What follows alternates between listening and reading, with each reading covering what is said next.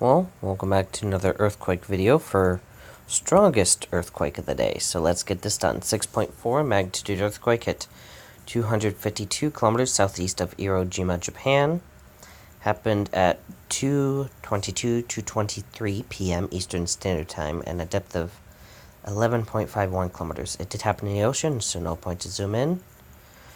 So let's clear out notifications, and the only one is of a microquake in Nevada.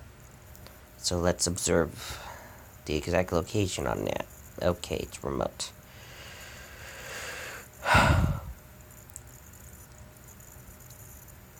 Well,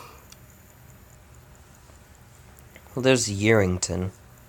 But either way, that's really about it. So, see you in the next video. Bye.